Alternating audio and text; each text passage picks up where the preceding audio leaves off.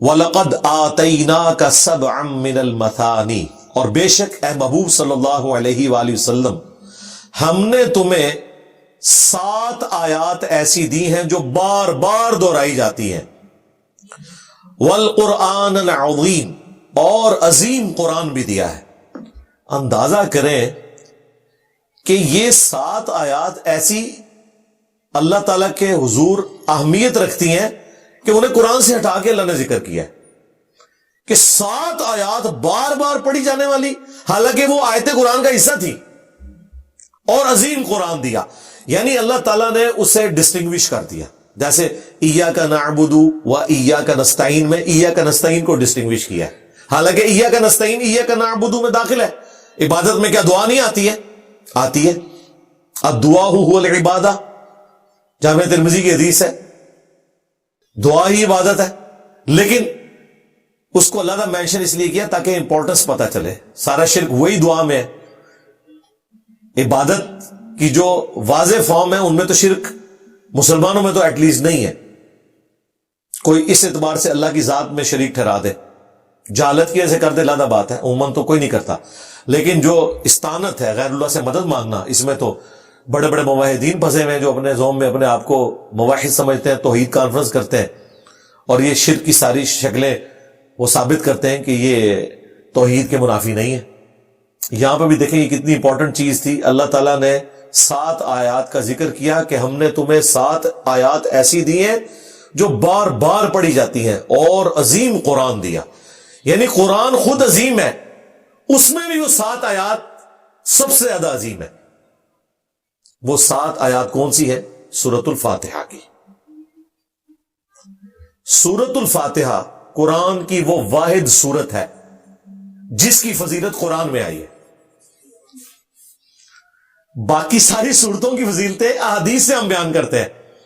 سورہ اخلاص 1/3 قرآن کے برابر ہے، بخاری مسلم کی حدیث ہے۔ سورہ ملک جامع ترمذی ابو داؤد میں حدیث موجود ہے کہ جو اپنے پڑھنے والے کی شفاعت کرے گی اور اسے اللہ سے بخشوا لے گی، ہم حدیثیں بیان کرتے ہیں، لیکن سرکار سورہ فاتحہ ایسی سورت ہے کہ اس کی فضیلت قرآن میں آئی ہے، اور ایسی آئی ہے کہ قرآن کی پیرلل بیان ہوئی ہے۔ وَلَقَدْ آتَيْنَاكَ سَبْعًا مِّنَ الْمَثَانِي، بے شک اے محبوب صلی اللہ علیہ وآلہ وسلم ہم نے آپ کو 7 آیتیں ایسی دی ہیں جو بار بار پڑھی جاتی ہیں، وَالْقُرْآنَ الْعَظِيمَ، اور عظیم قرآن بھی دیا۔ اس سے بڑھ کر کیا فضیلت ہوگی کہ اللہ تعالی کے نزدیک جو سب سے بڑا عمل ہے، جو مؤمن اور کافر کا فرق ہے، نماز، وَأَقِيمُوا الصَّلَاةَ وَلَا تَكُونُوا مِنَ الْمُشْرِكِينَ، نماز قائم کرنا، مشرک نہ ہو جانا۔ اور صحیح مسلم کی حدیث کے بندے کے کفر اور ایمان، شرک اور اسلام کے درمیان فرق نماز ہے۔ اس نماز میں ہر رکعت میں سورہ فاتحہ پڑھنا ضروری ہے، خواہ وہ فرض ہو خواہ وہ نفلی ہو، سورہ فاتحہ کے بغیر نماز ہی نہیں ہوتی۔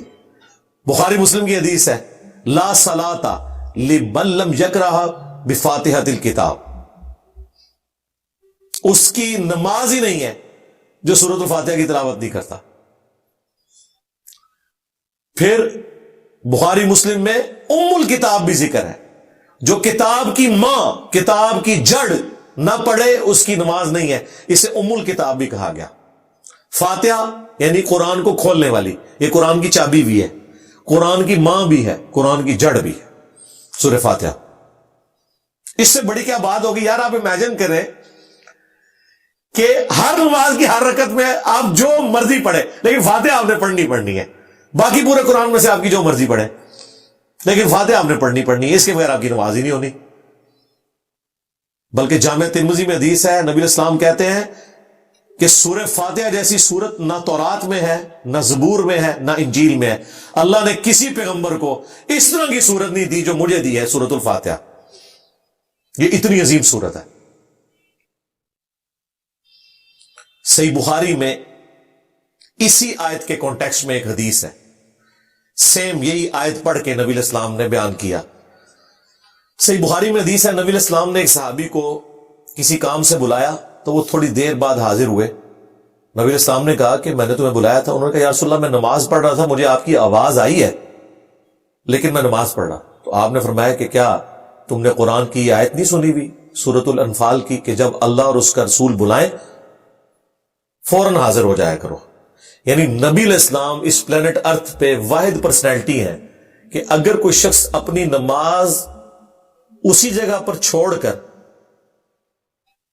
آپ کا حکم سننے کے لیے آئے تو اس کی نماز نہیں ٹوٹے گی, کیونکہ وہ اللہ کے ایک حکم سے دوسرے حکم کی طرف جا رہا ہے اور واپسی میں وہیں سے نماز شروع کرے گا, نئے سرے سے بھی نہیں شروع کرے گا, کیونکہ ایک حکم سے دوسرے کی طرف ٹرانسفر ہو رہا ہے. یہ پروٹوکول صرف نبی علیہ السلام کا ہے. باقی کیسز میں آپ کو نماز توڑنی پڑے گی. نبی علیہ السلام کے کیس میں نماز ٹوٹے گی نہیں, بلکہ ایک حکم سے دوسری طرف جا رہے ہیں. مجبوراً ہو سکتا ہے کوئی ایمرجنسی ہو گئی ہے یا کوئی اور ایشو ہو گیا تو نماز توڑنی پڑ جائے, لیکن اس کیس میں نماز ٹوٹے گی نہیں. تو نبی علیہ السلام نے جب ان کو کہا, اب نبی علیہ السلام کو یہ بھی احساس ہوا کہ میری یہ بات سن کے اس کو تھوڑا فیل ہوا ہوگا. پھر آپ نے فرمایا کہ اچھا میں تمہیں نا اس مسجد سے نکلتے ہوئے قرآن کی سب سے عظیم سورت بتاؤں گا کہ کون سی ہے. اب وہ صحابی تو انتظار میں بیٹھ گئے کہ اللہ کے محبوب صلی اللہ علیہ وآلہ وسلم مجھے بتائیں گے قرآن کی سب سے عظیم سورت کون سی ہے. جب نبی علیہ السلام مسجد سے نکلنے لگے تو اس صحابی نے حضور کا ہاتھ پکڑ لیا, کہا یا رسول اللہ آپ اپنا وعدہ پورا کریں, آپ نے مجھے یہ مدنی رشوت جسے کہتے ہیں نا وہ باپا جانی پازیٹو سینس میں کہ مجھے ایک آفر دی تھی, تو مجھے بتائیں قرآن کی سب سے عظیم سورت کون سی ہے. تو آپ نے فرمایا وہ ہے الحمدللہ رب العالمین, اور پھر آپ نے پڑھا کہ یہ ہے سبع من المثانی, یہ ہے وہ 7 آیات جو بار بار دہرائی جاتی ہیں جو اللہ تعالیٰ نے مجھے عطا کی ہیں. الحمدللہ رب العالمین سورۃ الفاتحہ. اچھا اس حدیث سے یہ بھی پتہ چل گیا کہ بسم اللہ سورہ فاتحہ کا حصہ نہیں ہے. بسم اللہ کے بغیر 7 آیات پوری ہوتی ہے, ورنہ نبی علیہ السلام کہتے بسم اللہ الرحمن الرحیم الحمدللہ رب العالمین, نیچرل تھا. یہ حدیث بھی ثبوت ہے. لہذا امام حنیفہ کا موقف درست ہے کہ بسم اللہ قرآن کا تو حصہ ہے فاتحہ سے پہلے, اور قرآن کے اندر آیت بھی ہے.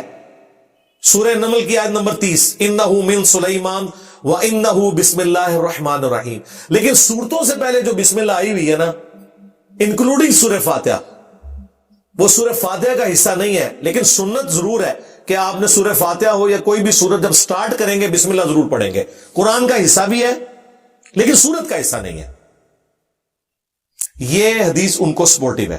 ایک اور حدیث صحیح مسلم حدیث ہے, عبداللہ ابن عمر کہتے ہیں کہ رسول اللہ صلی اللہ علیہ وآلہ وسلم اور حضرت ابو بکر اور حضرت عمر اپنی نماز کی قرات کا آغاز الحمدللہ رب العالمین سے کرتے تھے.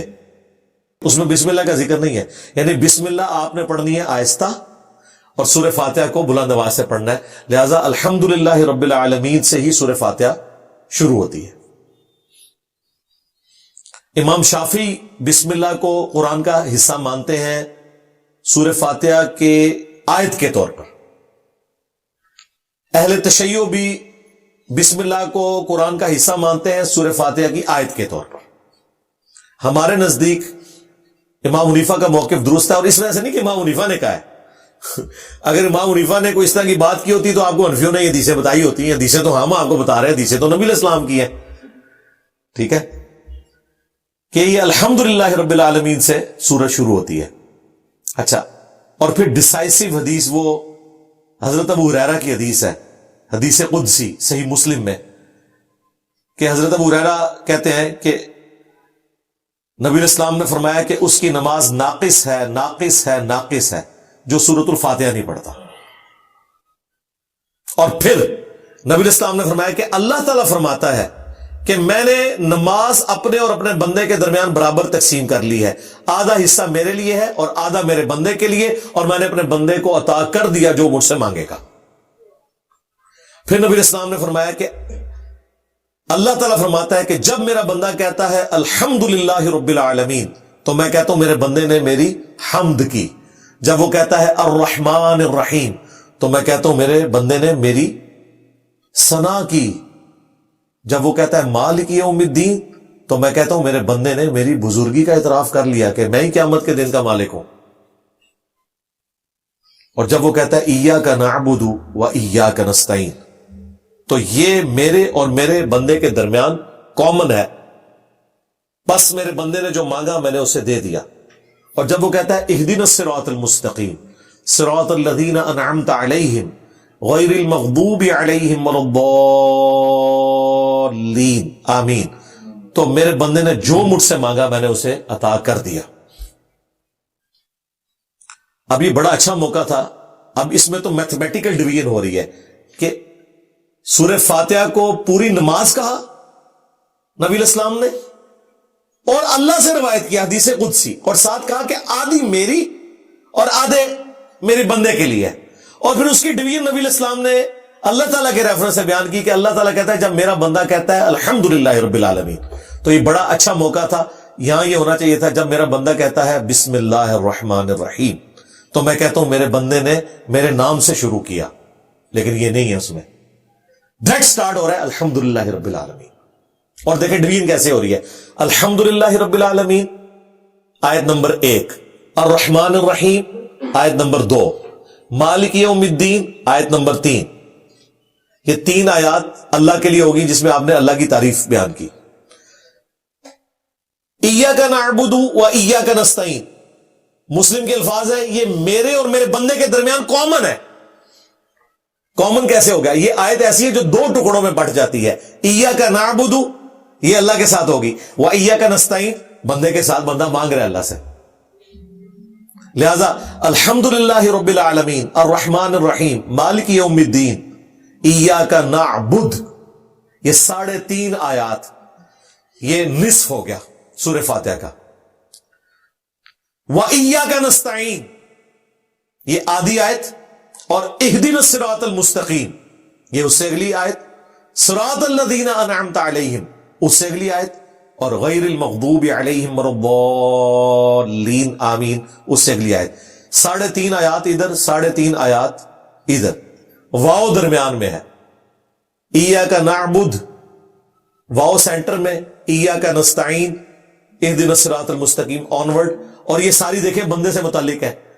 ایاک نعبد تک بندہ اپنے رب کی تعریفیں کر رہا ہے اور اس کے بعد رب سے مانگتا جا رہا ہے. ایاک نستعین اہدنا الصراط المستقیم صراط الذین انعمت علیہم غیر المغضوب علیہم ولا الضالین آمین. لہذا یہ میتھمیٹیکلی بھی چیز ثابت ہوئی کہ سورہ فاتحہ الحمد سے شروع ہو کے ولا الضالین پہ مکمل ہوتی ہے.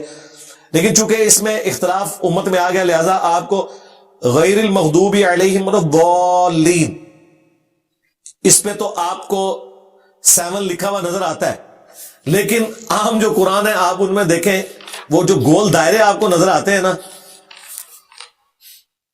صراط الذین انعمت علیہم، اس کے بعد آپ کو گول دائرہ نہیں نظر آتا لکھا ہوا، ادھر صرف چھوٹا سا 6 ڈلا ہوا ہے کہ یہاں پہ 6ٹھی آیت مکمل ہوئی ہے. وہ اختلاف کی وجہ سے ہوا ہے، ورنہ یہاں دائرہ بھی ڈال دیا جائے کوئی فرق نہیں پڑتا. یہ یعنی احادیث کی روشنی میں نے ثابت کر دیا کہ سورۃ الفاتحہ جو ہے وہ الحمد سے لے کے ولا الضالین تک ہے. باقی تو سورہ فاتحہ کے تعارف میں نے کافی فضائل سنائے تھے. مسئلہ نمبر 112 ABC بلکہ 111 ABC اور 112 ABC یہ 6 لیکچرز میں نے الا بذکر اللہ تطمئن القلوب پچھلی دفعہ جو 344 لیکچر میں قرآن مکمل کیا اس میں نے قرآن کی سورتوں کے 12 سورتوں کے فضائل اور صبح و شام کے اذکار اس میں کور کیے. میں وہ جسے شوق ہے وہ دیکھ لے. سورۃ الفاتحہ کے ذریعے صحیح بخاری اور مسلم میں آتا ہے کہ ایک قبیلے کے سردار کو جب ایک زہریلا بچھو یا کوئی سانپ کاٹ گیا اس کا دم سے علاج کیا گیا. تو سورۃ الفاتحہ شفا بھی دینے والی ہے اور سب سے بڑھ کر ہمارے عقیدے کی بنیاد ہے یہ، اور ہر نماز کا ایک لازمی جزو ہے یہ. والقرآن العظیم اور عظیم قرآن بھی. اب اس کے بعد اللہ تعالیٰ ہمارا ہے کہ اے نبی جب ہم تمہیں 7 آیات بار بار پڑھی جانے والی دے رہے ہیں اور قرآن دے رہے ہیں، اس کے بعد اب اس چیز کی ضرورت نہیں ہے. لا تمدن عینیک الی ما متعنا به ازواجا منہم، اب آپ نے اپنی آنکھ اٹھا کر بھی نہیں دیکھنا ان لوگوں کی طرف جنہیں ہم نے دنیا کا مال دیا ہے. ازواجا منہم ولا تحزن، کہ وہ اس مال سے دنیا میں لطف اندوز ہو سکے، اور نہ آپ نے غم کھانا ہے علیہم ان پر کہ یہ ایمان کیوں نہیں قبول کر رہے. وَخْفِضْ جَنَاحَكَ لِلْمُؤْمِنِينَ، آپ نے اہل ایمان کے لیے اپنے کندھوں کو جھکا کے رکھنا ہے نرمی کے ساتھ. بلکہ اگر اس کو یعنی وہ ترجمہ کیا جائے جس طرح یہ الفاظ جو اس کے الفاظ ہیں وہ تو کہہ رہے ہیں کہ اپنے پروں کے نیچے لینا ہے. جیسے ایک مرغی اپنے چوزوں کی حفاظت کے لیے اپنے پروں کے نیچے لے لیتی ہے نا، تو آپ نے اپنے پروں کے نیچے اپنے اہل ایمان ساتھیوں کو لینا ہے، اصحاب صفہ جو ڈیووٹڈ اصحاب ہیں. باقی جو لوگ ایمان نہیں قبول کرنے والے ان کا غم آپ نے نہیں کھانا. وقل، اور فرما دیجئے، انی انا النذیر المبین، کہ بے شک میں تو کھلا ڈر سنانے والا ہوں. کما انزلنا علی المقتسمین، جیسا کہ اتارا ہم نے ان بانٹنے والوں پر، یعنی یہ قرآن نازل ہوا بانٹنے والوں کے اوپر. کون سے بانٹنے والے؟ الذین جعلوا القرآن عضین، کہ جنہوں نے قرآن کو پارا پارا کر دیا. اب اس کی مختلف تشریحات کی گئی ہیں کہ یہاں قرآن سے مراد یہ قرآن ہے یا اس میں باقی الہامی کتابیں بھی شامل ہیں. اور یہ اشارہ یہود و نصارہ کی طرف ہے کہ انہوں نے اللہ تعالیٰ کی طرف سے جو آیات نازل ہوئی ان کو ٹکڑے ٹکڑے کر دیا. ہر فرقے نے اپنے حصے کی بات لے لی ہوئی ہے. کل حزب بما لدیہم فرحون، اور وہ اسی کے اندر جو ہے وہ گم ہے. یا پھر مشرکین عرب کی طرف اشارہ ہے کہ انہوں نے قرآن حکیم کا مذاق اڑایا اس حوالے سے. فوربک لنسألنہم اجمعین، پس مجھے تمہارے رب کی قسم، یہ ایک محبت کا اظہار ہے. اے محبوب صلی اللہ علیہ وآلہ وسلم، ہم ضرور ان سب سے پوچھیں گے. عما کانوا یعملون، جو کچھ وہ دنیا میں اعمال کیا کرتے تھے. یعنی قیامت کے دن ان سب کو پوچھا جائے گا. آج جو یہ اتنی دھمکیاں آپ کو لگا رہے ہیں، آپ بے فکر رہیں، دنیا میں بھی عذاب آنا ہے، نہیں تو آخرت کا عذاب تو پکا ہے.